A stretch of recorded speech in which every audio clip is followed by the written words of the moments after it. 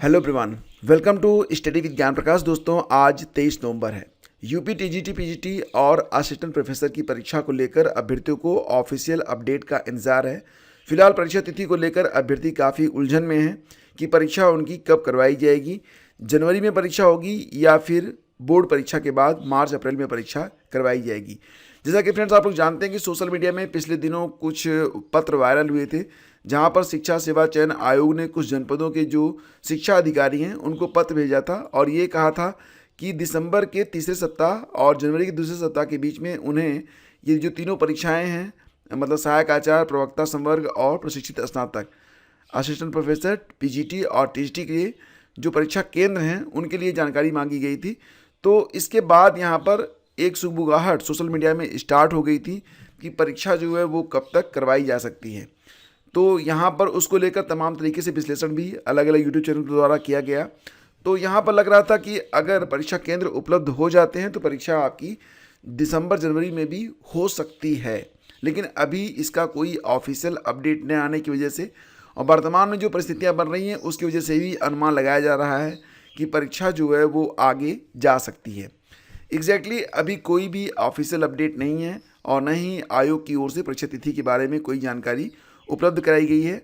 और जब तक परीक्षा तिथि के बारे में कोई जानकारी उपलब्ध नहीं कराई गई है तब तक अभ्यर्थियों के मन में ये उलझन तो निश्चित रूप से बना हुआ है कि परीक्षा आखिर कब होगी।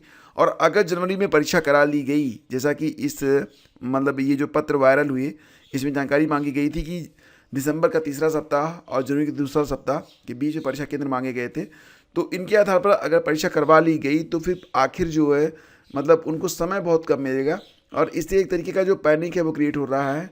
तो फिलहाल तो आयोग को सामने आना चाहिए और कम से कम इतना स्पष्ट कर देना चाहिए कि आखिर परीक्षा कब होगी, ताकि परीक्षा को लेकर अभ्यर्थी जो है संतुष्ट हो जाए और जो भी समय बचा हुआ है उसके मुताबिक अपनी तैयारी को विभाजित कर सकें कि इतने दिन में हम क्या क्या पढ़ सकते हैं।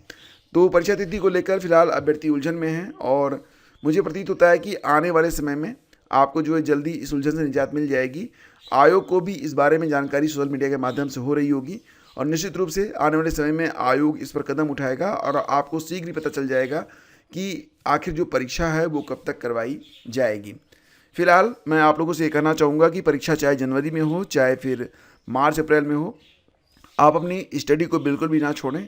बिकॉज ऑफ यहाँ पर नंबर ऑफ़ सीट्स बहुत ही कम है और नंबर ऑफ़ कैंडिडेट्स बहुत ही ज़्यादा हैं। आप स्वयं अनुमान लगा सकते हैं कि कुल मिला के 4100 के आसपास सीटें हैं और लगभग 13 लाख के आसपास एस्पिरेंट हैं। ऐसी स्थिति में एक एक सीट पर काफ़ी भीषण यहाँ पर प्रतिद्वंदिता होने वाली है। तो एस्पिरेंट्स आप लोग तैयारी करिए, इन न्यूज़ में फ़िलहाल उलझने की कोई ज़रूरत नहीं है। परीक्षा तिथि घोषित करना और परीक्षा करवाना ये आयोग की जिम्मेदारी है और जब तक कोई ऑफिशियल अपडेट नहीं आती है आप प्रतिदिन कम से कम 2 से 3 घंटे अपनी स्टडी में दीजिए। अपडेट आने के बाद आप बचे हुए जो दिन हैं, जो समय है, उसके मुताबिक अपनी पढ़ाई में आप तेज़ी या फिर वही गति मेंटेन कर सकते हैं। तो फिलहाल थोड़ा सा इंतज़ार करिए, आपको पता चल जाएगा टीजीटी पीजी परीक्षा कब होगी। लेकिन उससे पहले बेहतर यही होगा कि आप अपनी तैयारी को लगातार जारी रखें, अपनी स्टडी जारी रखें और याद रखें जब आप आराम कर रहे हैं या फिर किसी कार्यक्रम में शामिल हो रहे हैं तो वो व्यक्ति जो चयनित होगा वो कहीं न कहीं पर बैठा हुआ स्टडी कर रहा होगा। तो ये क्रम और ये दृश्य अपने दिमाग में रखिए कि आपका प्रतिद्वंदी पढ़ रहा है और चयनित तो वही होगा जो ज़्यादा पढ़ेगा, जो ज़्यादा मेहनत करेगा। आगे बढ़ते फ्रेंड्स और बात करते हैं यहाँ पर जूनियर एडेड शिक्षक भर्ती के बारे में एक अपडेट निकल कर सामने आ रही है। जैसा कि आप लोग जानते हैं कि वर्ष 2021 की ये भर्ती थी, 1894 पदों पर भर्ती निकाली गई थी। इसकी जो परीक्षा हुई थी वो अक्टूबर 2021 में हुई थी और परिणाम भी नवंबर में आ गया था 2021 में। लेकिन कुछ अभ्यर्थियों ने कहा था कि इस परीक्षा में धांधली हुई थी, मामला कोर्ट में गया था और कोर्ट में मामला जाने के पश्चात फिर इसका दोबारा से परिणाम जारी किया गया था। जैसा कि आप जानते हैं कि इसका परिणाम 6 सितंबर 2022 को जारी किया गया था।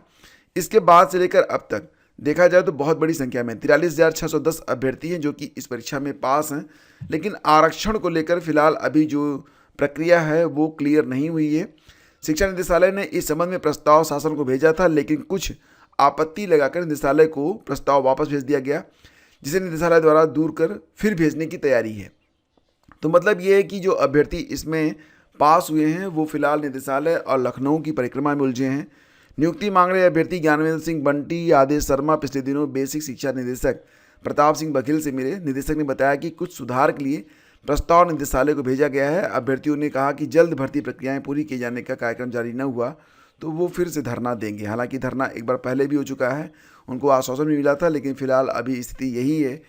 ये नियुक्तियां कब तक की जाएंगी, फिलहाल अभी इसके बारे में कोई भी परिदृश्य क्लियर नहीं हो पा रहा है। आगे बढ़ते हैं और देखो यहाँ पर आरओ के बारे में जानकारी मिल रही है। फिलहाल आयोग, जैसा कि आप जानते हैं कि 22 दिसंबर को जो आपकी यूपी पीसीएस की परीक्षा होने वाली है उसकी तैयारी में उलझा हुआ है, और ये भी माना जा रहा है कि उसके बाद ही पता चल पाएगा कि आरओ की परीक्षा किस प्रकार से होगी। तो यहाँ पर अखबार लिख रहा है कि प्रारंभिक परीक्षा की तिथि पर अगले माह तक निर्णय ले सकता है आयोग। इसको लेकर आयोग ने कवायद शुरू कर दी है। परीक्षा का प्रारूप तय करने को लेकर गठित समिति परीक्षार्थियों और केंद्र निर्धारण के मानकों पर खरे उतरने वाले केंद्रों की संख्या के आधार पर अपनी रिपोर्ट आयोग को सौंपेगा। इसके बाद आयोग परीक्षा पर निर्णय लेगा। आप लोग जानते हैं कि आरओ में बहुत बड़ी संख्या में 10,76,000 अभ्यर्थियों ने परीक्षा के लिए फॉर्म भरा है, और इसके लिए उन्हें 2300 से अधिक परीक्षा केंद्रों की ज़रूरत है, लेकिन मात्र 978 परीक्षा केंद्र मानक के तौर पर खरे उतरे हैं। इस आधार पर आयोग ने परीक्षा 2 दिवसों में कराने के बारे में बात कही थी, जिसका छात्रों ने विरोध किया, और अब मांग एक जो की जा रही थी कि 1 दिवसीय परीक्षा करवाई जाए। तो इस पर यूपी पीसीएस की परीक्षा 1 दिन में करवाई जा रही है 22 दिसंबर को, लेकिन आरओ के बारे में अभी परीक्षा तिथि यानी निर्धारण जो है वो यहाँ पर आप देख सकते हैं लिखा गया है कि आयोग अभी 22 दिसंबर को प्रस्तावित पीसीएस प्री परीक्षा की तैयारी में जुटा है। ऐसे में आरओ की तिथि पर निर्णय इसके बाद ही संभव है। और प्रदेश को मिलेंगे 71 नए राजकीय डिग्री कॉलेज, होंगी बम्पर भर्तियां। जैसा कि आप जानते हैं कि उत्तर प्रदेश में कुल मिला के 171 राजकीय महाविद्यालय संचालित हैं। इनमें से 71 महाविद्यालय नवनिर्मित अथवा निर्माणाधीन हैं। इनमें से 17 संगठक महाविद्यालय के रूप में चयनित थे, मतलब 17 जो थे वो किसी संगठक महाविद्यालय के रूप में चयनित थे। पहले विश्वविद्यालयों द्वारा इनका संचालन किया जाता था, लेकिन पिछले दिनों कुछ विश्वविद्यालयों द्वारा इनके सुचारू संचालन को लेकर असमर्थता जाहिर की गई, जिसके बाद ये प्रस्ताव लाया गया कि ये जो 71 महाविद्यालय हैं इनका संचालन अब सीधे सीधे राज्य सरकार करेगी। तो 71 महाविद्यालयों का संचालन अब राजकीय महाविद्यालय के तौर पर होगा। तो मतलब ये है कि अब इनमें स्टाफ की भर्ती की जाएगी, प्रिंसिपल, सहायक आचार्य, साथ ही साथ जो कर्मचारी होंगे उनकी भी भर्ती होगी।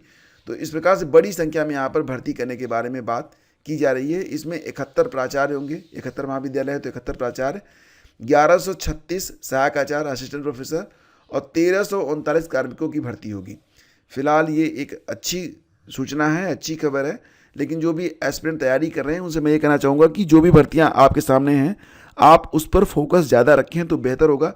बिकॉज ऑफ आप यहाँ पर देख रहे हैं कि दिन प्रतिदिन जो भर्तियाँ हैं वो टफ से टफेस्ट होती चली जा रही हैं, और ये जो भर्तियाँ हैं ये कब तक आएंगी इसके बारे में अभी कोई तिथि तो निश्चित है नहीं।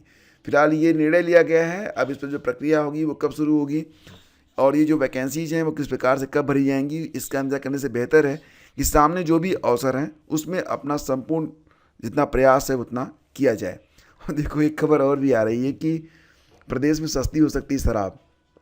सरकार ने शराब बनाने में प्रयोग होने वाले एक्स्ट्रा नेचुरल अल्कोहल ENA को GST के दायरे से मुक्त कर दिया है, तो शराब सस्ती होने वाली है।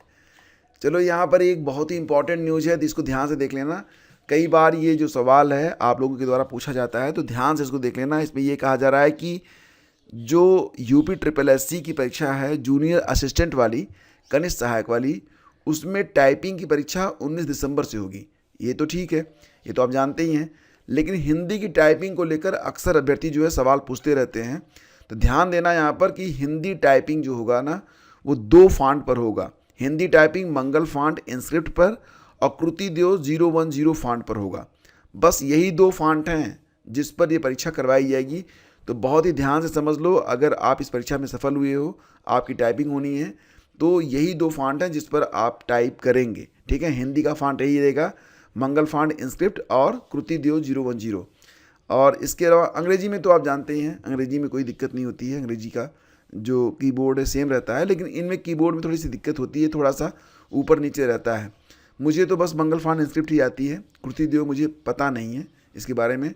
जो लोग दोनों जानते हैं वो लोग ज़रूर बताएं कि क्या मंगल फॉन्ट और कृति देव जो है दोनों फॉन्ट पर लिखते समय सेम की प्रेस की जाती है या फिर दोनों में अलग अलग की प्रेस होती है, ये जानना चाहूँगा मैं, क्योंकि मुझे मंगल फांड के बारे में पता है, कृतिद्वय के बारे में पता नहीं है।